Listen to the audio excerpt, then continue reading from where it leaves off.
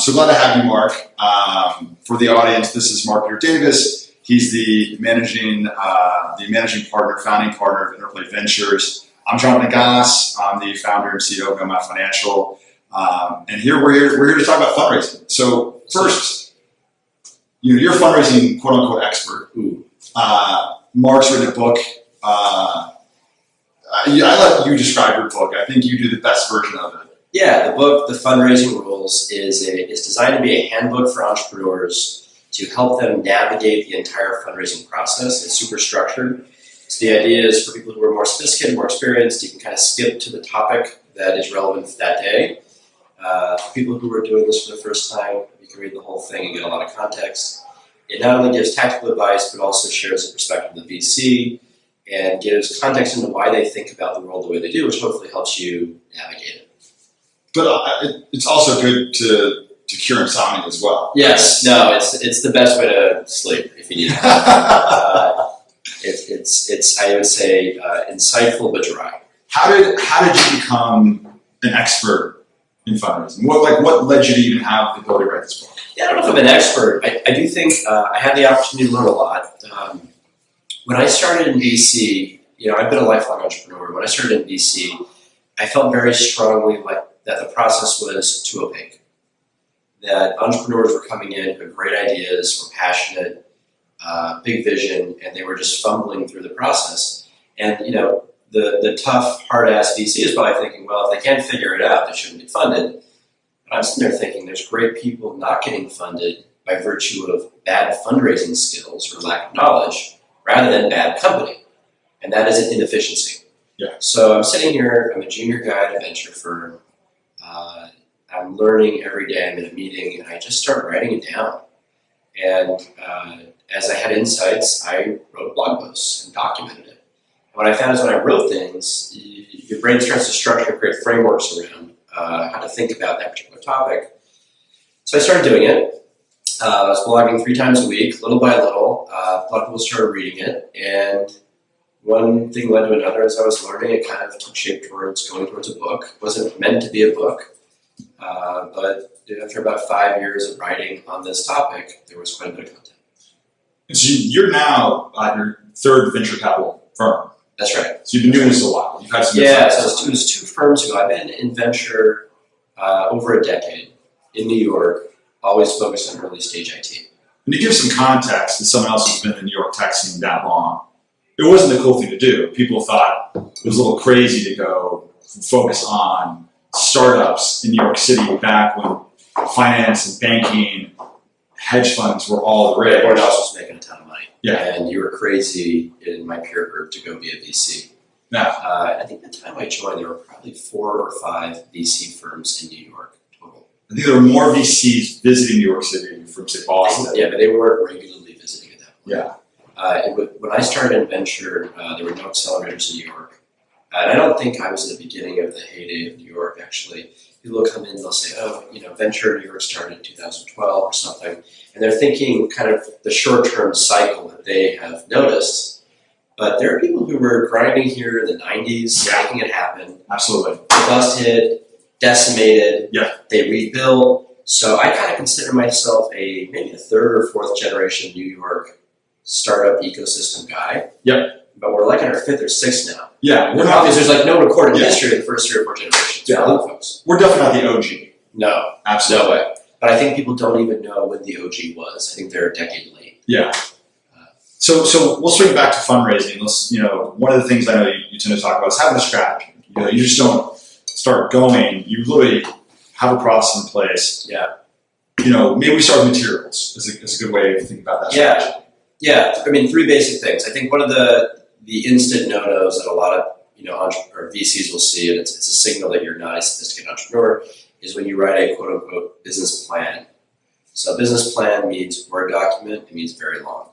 So if you're writing out every detail of your business, it's a signal that you don't get it for early stage in the way VCs do it.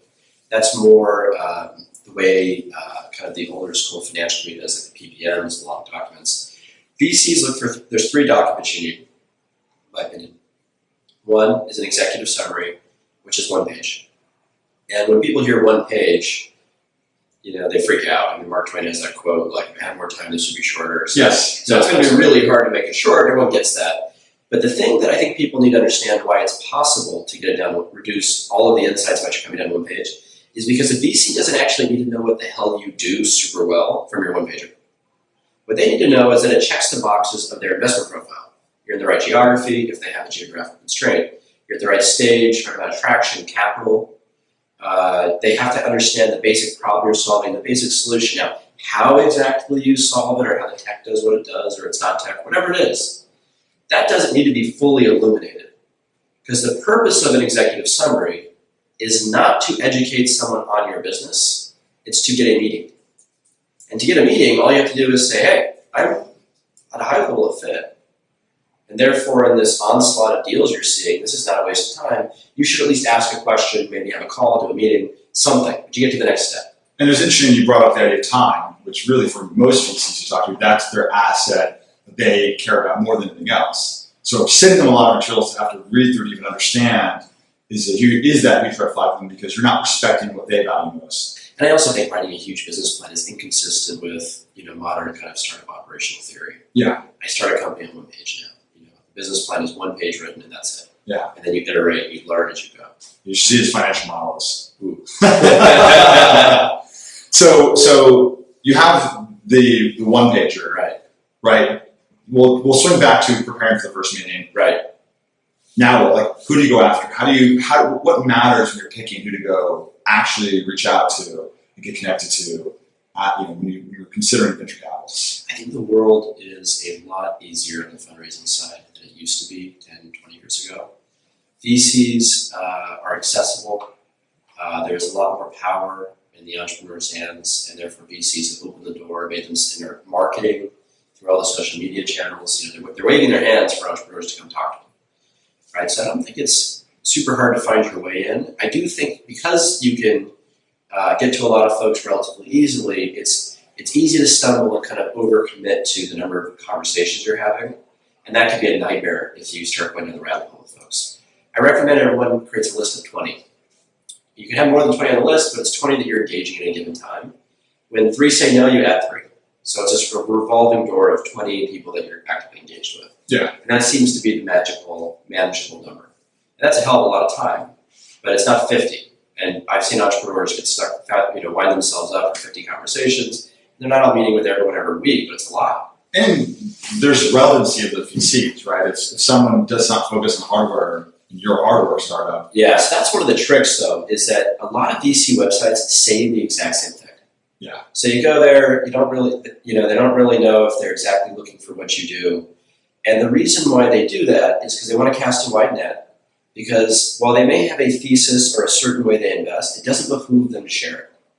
Because if they share it, then you're going to maybe not contact them if you decide or you interpret your opportunity not to fit within that category. Yeah. And what they'd rather do is see everything for 2 minutes on each and make sure there's, they have a full perspective of what's going on. Yeah. They get smarter for the deals they do. Yeah. And they also break their own thesis rules for the right opportunity. Yeah. So, they have these broad net messaging on the websites. The best thing to do is, if you're not familiar with the VC community and don't know who's who or who does what, is to actually go through the portfolio companies. You can go on different resources like Crunchbase. You can find out what round they invested in. You start seeing they only invested A. If you're raising your seed, it's probably not the best fit. And you can see the types of companies and find patterns. The underlying common thread between the investments may not be obvious, and in some cases, with disparate partnerships, there may not be one. But between that and if you can triangulate with other people in the startup community you can get advice from, you should be able to get a relatively targeted list of relevant folks. And there are so many players now, it's unlikely that there's only 20 folks that fit your footprint, unless you're something outside of kind of generic IT. Yeah. So if you're generic IT, there's hundreds. And so targeting down to, identifying 50, reaching out to 20, you can be very systematic about. If you're more focused on the seed stage, are there any red flags investors you should avoid? Yeah, the problem is there's not a good feedback loop in the startup community for bad actors. There are bad actor VCs out there. A lot of people are not. A lot of them are good folks. But it's really hard to find that out until maybe your second company and you have a lot of other founder friends, unless you already have founder friends. I think I think you should look for, let me answer it this way. I think there's a number of components you need to have in a syndicate. And so a syndicate, for those that don't know, is the group of people who are collectively investing in a year round. And so you need someone who can help with BD type needs if you have a kind of a BD function. You may want someone who has operational advice. You may want someone you're just really comfortable with that you can trust. And you generally also want someone who has a fairly big pool of capital who can provide you with a safety net if things go wrong. So when you look at syndicate construction, it's not a game of getting as many folks in as you can. You might want to do that early on to create a dynamic and get a good deal. But when the dust settles, who stays in the round? You want to be checking boxes that they solve different problems for you as an entrepreneur. And one of those, again, is I think which is the most important one, is having just the same person that you click with, that you can call, Yep. and it's cool. You can talk through bad things, good things, can help. But you also want your financial support. You may want people to take certain types of risks out or certain relationships. But those are things you can start looking for up front when you're creating that list of the initial 20. So you identify the 50 that kind of are at the right stage or whatever, and then you start saying, okay, well, these 5 could open the doors I need. These 5 do the next round. Okay? You don't know who's going to be a cultural fit with you personally. That's an impossible thing to do. But you'll learn that through the dating process. So now you have your list of 20. How do you go get those meetings? So back in the day, the words of wisdom were warm relationships. I think that holds. I think if you get introduced to somebody by a third party, your odds of getting real engagement are higher. There's a little bit of social pressure for the investor to take the meeting if a friend sent it over. Otherwise, they can say, hey, sorry, you made a bad intro. So it's kind of a bummer to say no. There's a little bit of pressure. VCs, I think, have to do that, but it feels more socially uncomfortable for the investor. I think getting meetings today is easy. Best thing, if you can, get a warm intro. If you can't, engage them in social media or via email and try to come in relevant. It's cool to send in the business plan, that's enough. You have the right story, the right message, you attach your materials, you should attach your materials to the first email. Do not ask them to sign an NDA. It's a cultural faux pas. When you say materials, at this point you're meeting Executive summary. Just still as executive summary. And for some folks, they don't do an executive summary. Some folks send in a PowerPoint. There's 2 camps on this. And one's not right, one's not wrong. Yeah. Some people have an executive summary, but you attach something to the email. Every now and then I'll get an entrepreneur to say, hey, I have this plan, here's a paragraph. And my next response is, can you send me some materials? Yep. And we got to go an extra lap. I have a kind of a policy of responding to every email I get. Most VCs do not. Yeah. And it's a tall order, so it's certainly within reason for them not to. Yeah. It's just not my style. So I think every layer you add friction or steps in the process, you run the risk of just getting lost. And not even not selected, just lost. And even on that framework, I'd love to take a pause on a reality check here for people who are going to go through this process.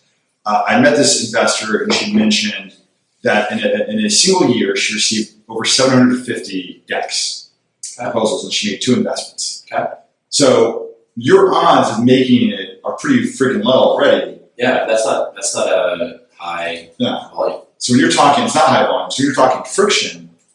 You're talking reduce every opportunity you have to get dinged. Yeah, I mean, think about it the way you might think about your own sales funnel or your customer service experience. You as the operator. You map out all the steps and you sit there and you cut as many steps out as you can to make it as seamless as possible. The VC fundraising process is a sales process. And it's kind of a process on both sides. The VCs and the entrepreneur are both running a sales process. So you want to make it as seamless as possible, get the best experience with the counterparty as you can. Very simple thing. Attach your materials, make the subject clear, have a punchy short email that introduces the information. You don't need, if you're writing 4 paragraphs, something that's an essay to read, forget it. 3 or 4 sentences, it should be crystal clear. People go to the document. 1 page is enough. Yep. And they'll either get it or they won't. The one problem with sending the PowerPoint, why I recommend a 1-pager, is PowerPoints, there's 2 camps. One is called a standalone set of slides, and one is a stand-up. Standalone means you've got, on every slide, you have enough text to explain all of the content without you speaking to it. Right? It's a book. The stand up means you're standing up next to it and you're giving a presentation. Yeah. And so it's a visual and you have a lot of text on it. Yeah. Here's the problem. When you get in the meeting, stand up's way better. Yes. So making a standalone and a stand up's a lot. When you're sending an email, if you're sending a stand up, the investor may not fully know what every slide means. Yeah. Because there's not enough content. If you send a one pager, you can actually just define the narrative. So if you do a one pager and a stand up deck, you have get the meeting and in the meeting, and the content's kind of well suited for both. If you're sending the stand up deck in the email, someone might look at it and say, I can kind of get it. Where are you based? And that's not an important slide in your stand-up presentation. It's an important note in your executive summary.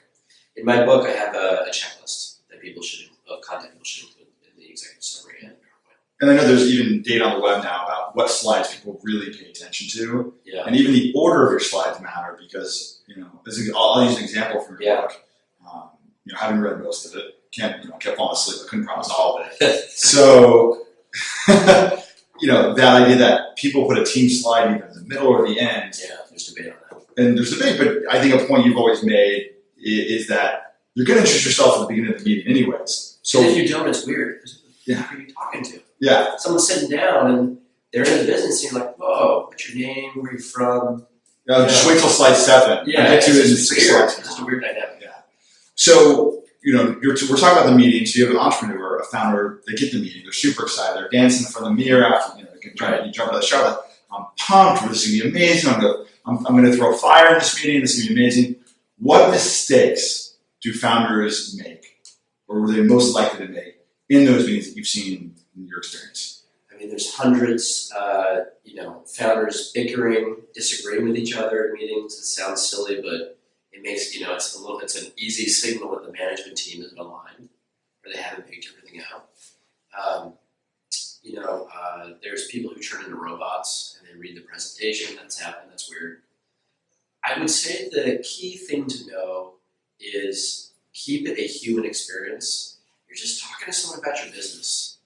I know you've done all this effort to prep, to get your materials sorted, but at the end of the day, your presentation matters, but the substance of the opportunity should matter far more. And if you have the right opportunity, you're probably going to get funded. You don't have to go in there and give the craziest sales pitch of your life. Now, it does move the needle. There's no doubt. If you've got a really polished presentation and you come off strong, but if you have the right business idea and it's not the perfect presentation, it's okay. You can still close it down. If you don't have a good business, you shouldn't get funded anyway. By the way, if you have a crap business, getting funded is a bad thing for you. Because what's going to happen? You're going to work at the company for 2 or 3 years. Yeah, you're going to learn a lot. You're going to blow other people's money, which is a really stressful thing to do. And it feels terrible. Okay? And you're going to have lost 2 or 3 years of your time investing your effort, time, foregone salary in a company that's not going anywhere. You don't want to raise money if it's not good. You should use the VC process as a filtering mechanism to determine whether or not your company should exist as a venture scale company, at the very least. It's possible it should exist without venture and you run it profitably or whatever. But not getting funded is the second best scenario. Convincing someone to fund you who shouldn't is a bad outcome. It's a bad outcome. And the problem is a lot of people aren't as familiar with the business realities of how things operate, what their real potential is, the situation. They might be a little bit overly delusional about what they're working on, and so they really do believe they should be venture funded, and it's very hard to convince them otherwise. So a fair summary of what you just said is, Yeah. as much as people love to put value in hustle, your idea matters. If you have a dumb idea, you should. Let's wait for this to come back. There you go. If you have a dumb idea, you should absolutely not build that business. Totally. But learn, make relationships, don't, sell the company the opportunity just hard enough to win the lead, but don't burn the relationship with the investor, because you might come back in, a year with a great idea and then you're in play. Yeah. Right. So I think the key thing is breathe, have a conversation with someone about what you're doing. There are lots of games and strategies that you can play that will increase your odds. But at the end of the day, the most important thing is that you get funded if you have a good idea. If you don't have a good idea, you should not get funded. And you should be happy that you're not funded because someone just saved you a couple of years of your life. All right, so you're the entrepreneur, the VC loves you, you have a great meeting, they come back to, we're in. Provide a term sheet. What do you need to know? What comes next? It's not necessary. Term sheet's not money in the bank. No, so the post, so there's usually a lot of steps that happen before the term sheet. That can typically take, in the fastest scenario, I'm going to say this, but this is very typical, 2 weeks to 12 weeks of engaging one firm to get them to a term sheet, and sometimes longer. There could be a number of meetings, there might be diligence calls they're doing, they might have working sessions where they're working through a whiteboard, a strategy with you, they might review a financial model, they might do an office visit. There's a lot of things that a good investor will do to really get to know your company. In short, the ringing on the finger yet. You're still, it's like, yeah, all they committed to is you're dating, they committed to, let's spend more time together. totally. I'm serious, I'm not wasting your time. There's a chance we get married or move in together, whatever it may be, but you're still in the dating phase. Totally. And the magic, once you get a term sheet, the whole thing changes. For VCs, issuing a term sheet that doesn't get signed or that doesn't result in investment is a very socially embarrassing dynamic. It's not devastating or the end of the world, but you gotta remember a lot of the VCs don't own the firm. They got a boss they gotta report to, and the boss is gonna say, hey, we approved a term sheet, you sent it out, are you getting the deal? You don't win every time, but you kind of look like a jackass if you don't get the deal done. And you got a boss, and you want to get promoted, you want to get a bonus, and all these other things are going on. And remember, these are people with jobs, right? So when you get a term sheet, the whole dynamic changes. A tremendous amount of leverage shifts from the VC to the entrepreneur at the moment of the term sheet. And it is a significant negotiating opportunity that I think most entrepreneurs do not maximize or understand. And once that is negotiated and signed, and there's actually just a whole bunch of other stuff that happens that is more than administrative, but a lot of it admin.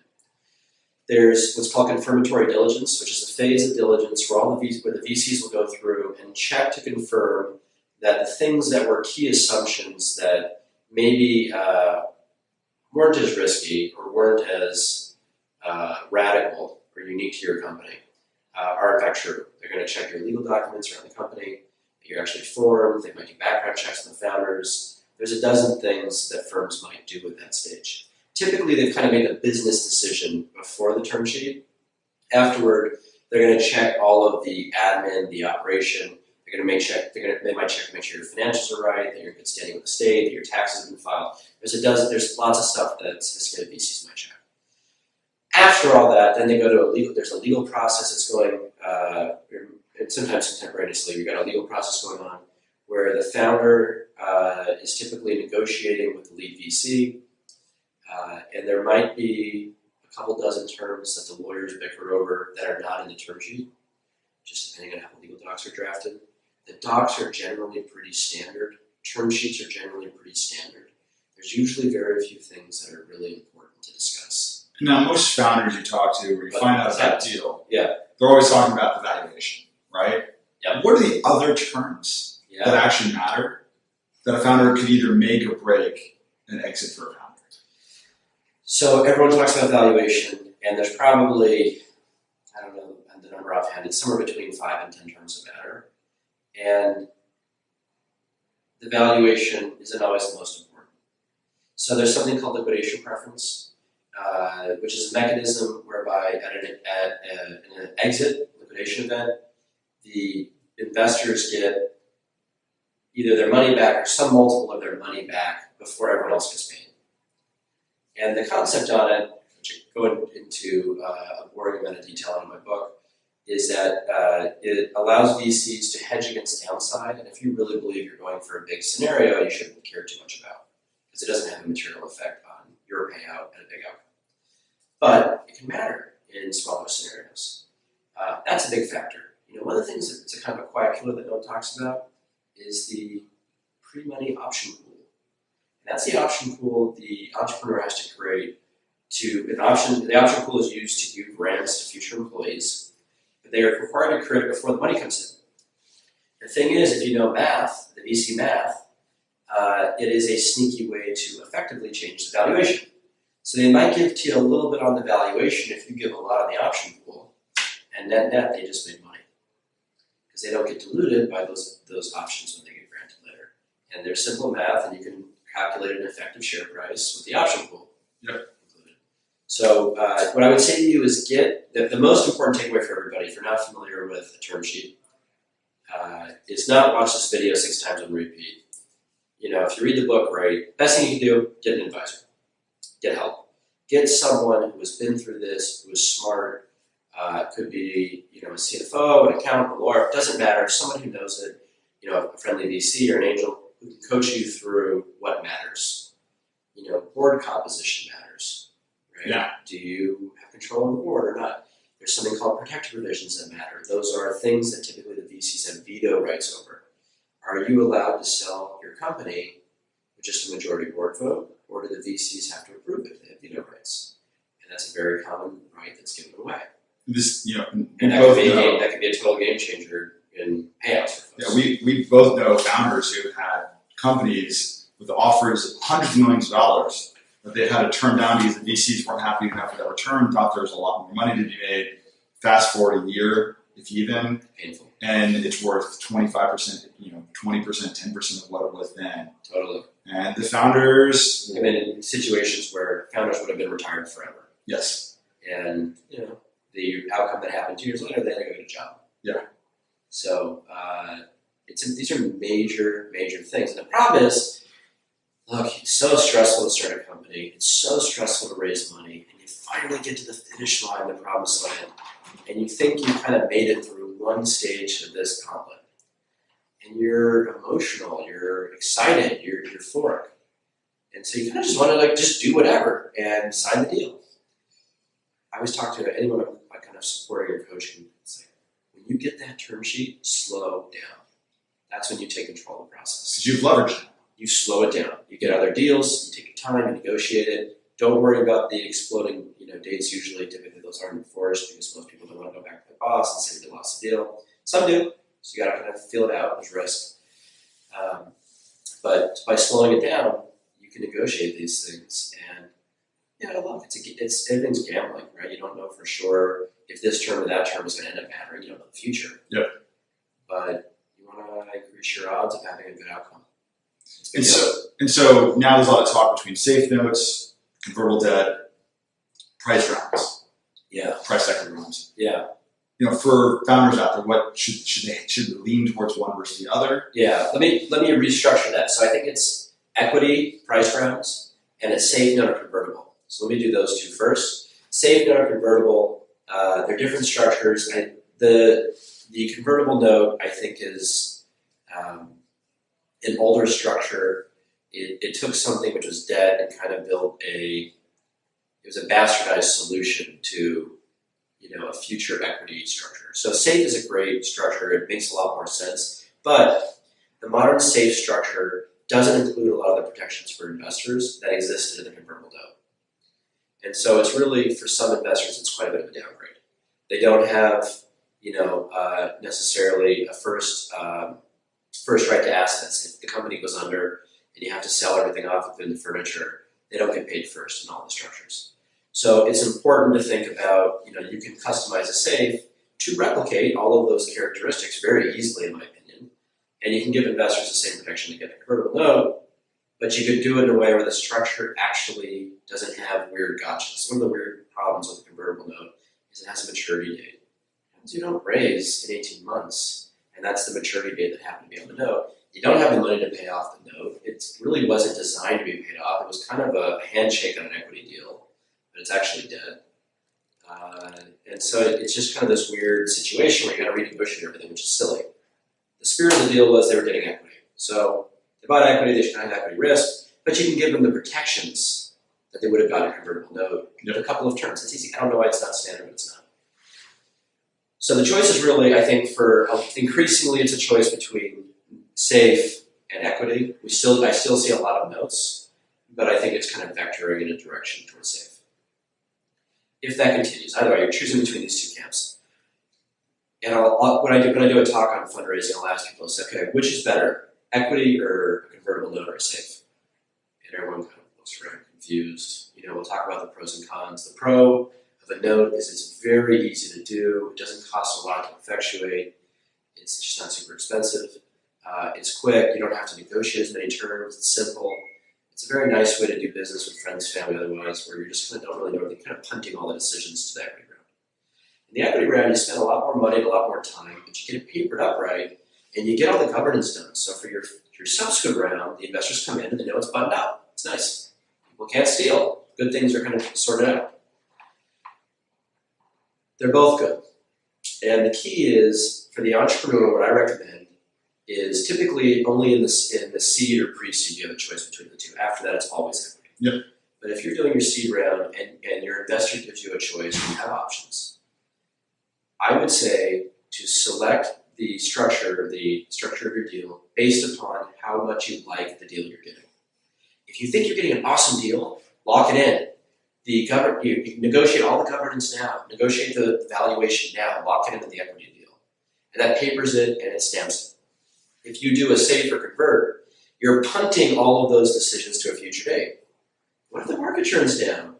Or you're in a certain industry or sector that falls out of favor with VCs?